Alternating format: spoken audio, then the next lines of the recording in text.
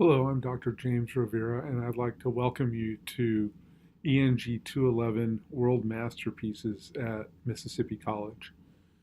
World Masterpieces is our survey of world literature course here at MC, which we use to fill a general education requirement in literature. The study of literature at Mississippi College, we believe, helps support the professional development of all of its majors by teaching you narrative and character and interpretation. In almost any business that you'll engage in, you're going to have to understand people's stories, you're going to have to understand people's words, and you're going to have to interpret them to interact with them effectively. And literary study gives you practice in doing that. Now, this particular world literature course is being designed for our nursing students, so it's given a medical humanities focus. The medical humanities field is fairly recent. There are a few programs out there, a few PhD programs out there. It's kind of small, but it's very interesting in that it brings together humanities study with medical studies, which includes doctor-patient relations, but also medical technologies. So it tries to combine the insights of both to allow one to comment on and reveal aspects of the other. And as nursing students, I believe that this course is going to help you develop cross-cultural understandings of your patient populations so that no matter who you're treating or where they're from, you'll have a broader conceptual apparatus than you had before this course in order to understand who they are and where they're coming from. The course is divided into 3 units after the initial introductory period. The first unit is focused on the body. Your textbook is the Norton Anthology of World Literature. It goes from antiquity until about 1650, which is the latter end of the early modern or Renaissance period in Europe. And that's the outer boundary for its survey of all world literature. It's volume 1. Volume 2 would go from 1650 to the present, but because this is a 7-week course, I'm only assigning the first volume. And that first unit is focused on conceptions of the body and on creation narratives. So you'll be reading creation narratives from a number of different cultures. And the purpose of the study is not to assimilate, or not only to assimilate what other cultures believe about creation, but also to evaluate what kind of cultural values are embedded in those creation narratives and how human beings are viewed in relationship to their environment. The second unit is on conceptions of health and sickness to help us understand how people in different cultures conceived of what an ideal, perfect, or healthy human being is and what a sick one is. And a lot of those narratives also have to do with death and depression. And the third unit is on caregiving and evaluating instances of giving of care in these different cultures and how caregivers act and by extension, what is expected of caregivers in these different cultures. You'll have 2 weeks on each of those units. You'll read literature from Asia, Far East, from the Middle East, from Africa, from South America, and from continental Europe. I don't think there's too much Native American literature in this course because I think that actually would come in the next unit, the next volume. So we don't quite get to that yet. But there is a variety of cultures represented here. And those cultures, literature can give you a variety of perspectives on health and sickness, on caregiving, and on the body.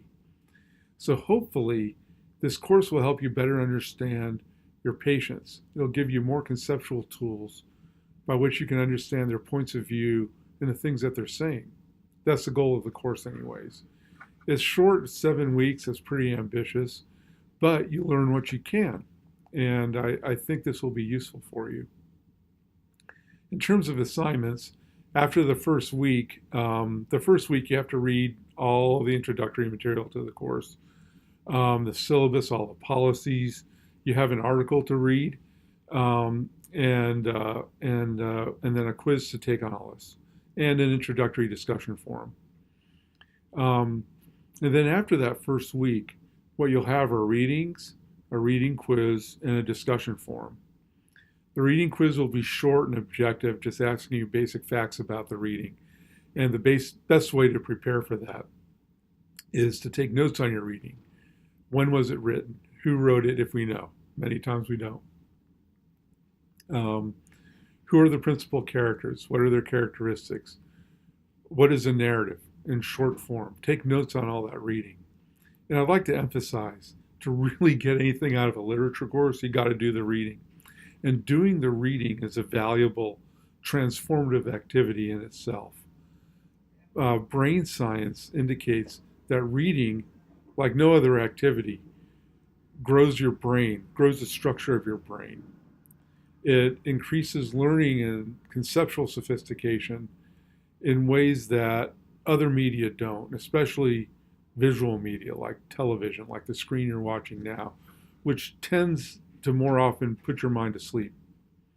So just doing the reading, and doing reading that's a little different maybe for some of us, that has some cultural distance and poses a little bit of difficulty for us, just doing the reading is a valuable activity in itself for your own personal development and for your learning about other cultures. And then after that, you'll have to write about it. So you do the reading, which will be modest, but it's also going to be assumed that you'll have to read most of these more than once to really write about them. You'll take a short reading quiz that's objective, true, false, multiple choice, matching, basic facts about the text. What happened? Who's in it? Who are they? What do they do? When was it written? Who wrote it? Those kinds of questions.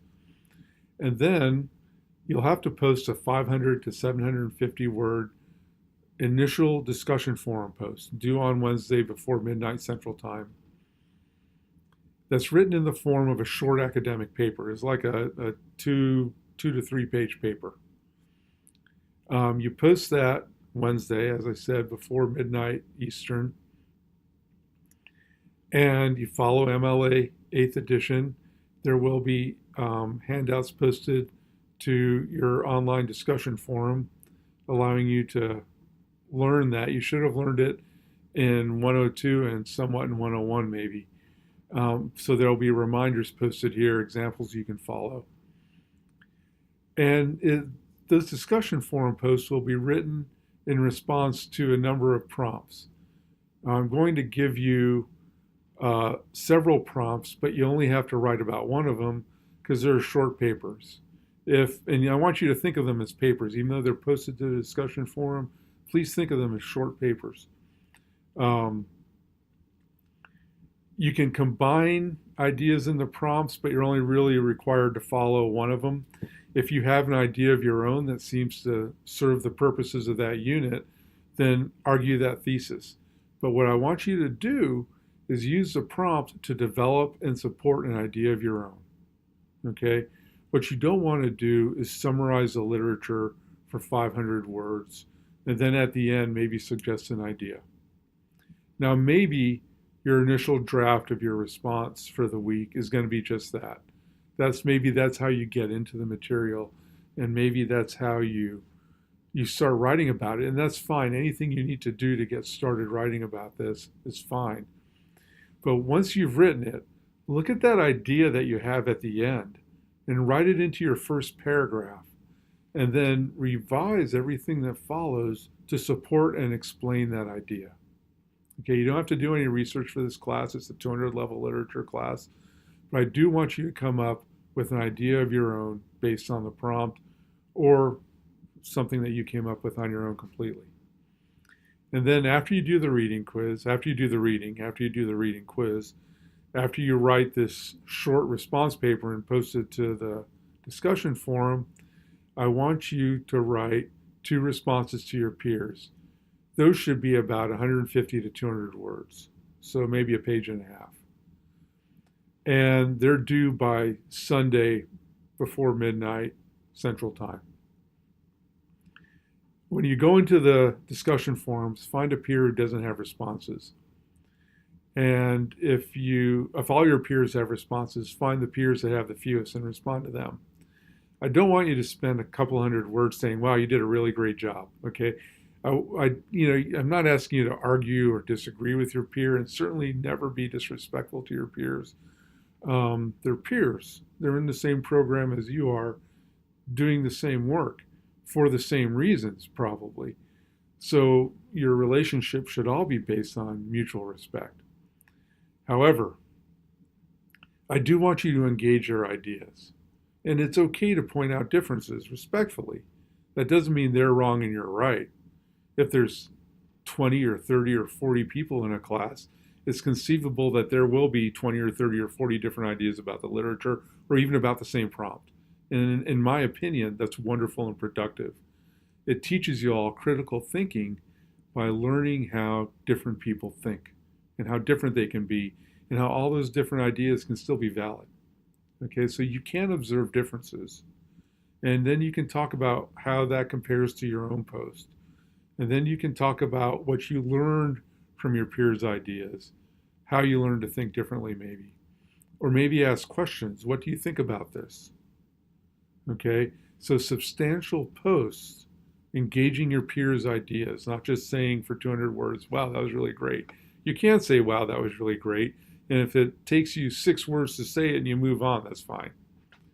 But I want the majority of your posts to be engaged in substantial responses to your peers' ideas.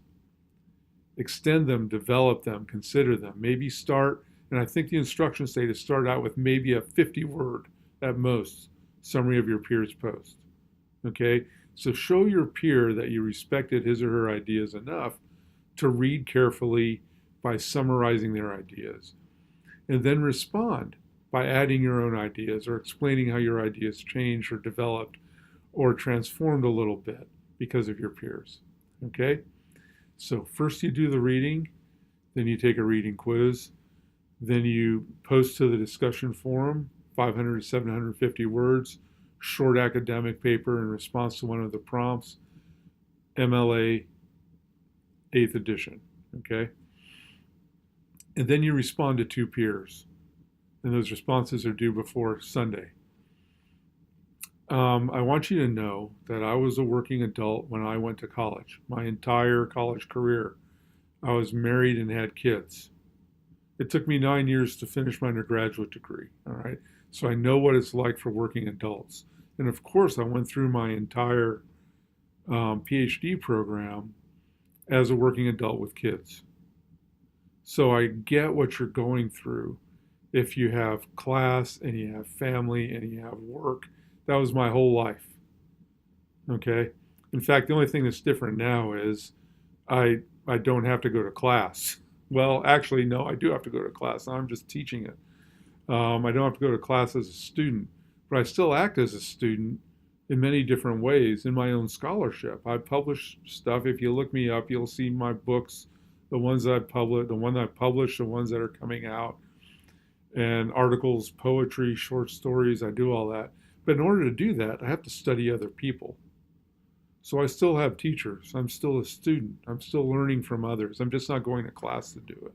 So I want you to know I understand. I'm telling you, what you want to do is pace your work. Don't save it all to do on one day. That would be a disaster. Okay? Take your books everywhere. Do some reading every day. Okay? Carve out a time to write. At least a couple hours. At least to write an initial draft and then do some revisions. And take notes while you read. Don't try to think of the notes afterwards. Okay? Spreading out the work. If you have an initial post due Wednesday and your 2 responses due Sunday, that means between Sunday and the next Wednesday, you're reading and writing. So pace yourself. Spread that work out. Okay? You know your schedules and you know how it'll work. My only advice here is don't try to do it all at once from one class. If that's the only way you can work, you know that, and you'll do what you have to do, I'm sure. But my advice is spread it out if you can. And then at the end of the semester, after we go through these 3 units, 2 weeks each on the body and its environment, on health and sickness, and on caregiving, and then discussion forums, reading quizzes, and responses every week. At the end, you'll have a final exam. And the final exam, and point values for all of this are on the syllabus and in the course. The final exam will be at the end of the course, and it'll be like a long version of the reading quizzes. It'll just be objective. So you have two elements in this class. One are objective quizzes and an objective exam, and the other are more subjective, not arbitrary. You need to understand subjective doesn't mean arbitrary. You can't just say anything and it'll be right. It has to be text-based, but it's still subjective. It's your point of view. And then the subjective element will be your papers and your responses to peers. Now, I think what you have coming up will be a very interesting and informative experience for you. But in order to make sure it works for you, you got to do one thing first, and that's do the reading. Okay. This is a literature course. You got to do the reading. It won't work unless you do that. If you have any questions, please feel free to email me or to call me. Another thing you need to understand too, I'm the one who designed this course. That doesn't mean I will always be the person teaching it. If we have to offer 2 or 3 sections of this course at a time, at the most I'll only teach one. So I may not be your instructor. I'm the course designer, but not necessarily the instructor. But all the instructors are working with the same course design. Okay? So the things I'm saying will apply no matter who's actually teaching the course. I'm looking forward to this course. I'm enjoying the creation of it and the design. And I hope that you feel the same way when you're done. If you have any questions, email me. There will be some online office hours kept. You could also, if you have any questions, call me. You may want to arrange a time for a phone call or call your instructor or email your instructor. You should get responses to emails within 24 hours, no matter who your instructor is. So if I don't respond or any instructor doesn't respond to your email within 24 hours, please go ahead and resend. Say, just a reminder I had this question or whatever it is. Okay? And don't feel any hesitation about doing that. Okay? Sometimes, for me, and I'm probably not the only person who does this, I'll see an email on my phone. I'll make a mental note to respond later, then I'll forget. Okay? So I'm never intentionally blowing you off. You'll find that at least I will respond very quickly on email, unless there's a reason I can't. And I will appreciate personally a reminder if I don't respond to you within 24 hours. Please do give me at least 24 hours to respond. Don't feel like you have to panic. If you're having technology problems, everyone who teaches online should understand that happens. Okay? So you don't have to panic about that either. We understand when things are breaking down, when you have a tough time accessing the internet. We don't accept late work as a policy, but if things happen, you let us know as soon as you can, okay? And we will help you with it. All right, so if you have any questions, email me and do the reading. There will be short introductory videos of the readings as well, as well as some lecture material. There's going to be a lot built into this course that will help you find your way through it and through the material. And I would say this first week's reading, which is an article by Julia Kristeva and others about medical humanities, is going to seem very difficult for you because you're unfamiliar with some of the conceptual strategies and terminology. But my introductory video will help walk you through that. And that first article was selected because it introduces you to the field and it gives you an example of the kind of writing I want you to do, although, of course, at a less sophisticated level. It doesn't have to be that complex. Um, and it shows you the kind of ways you can approach literature and myth from a medical humanities perspective. Have a good day, and I look forward to seeing you this semester.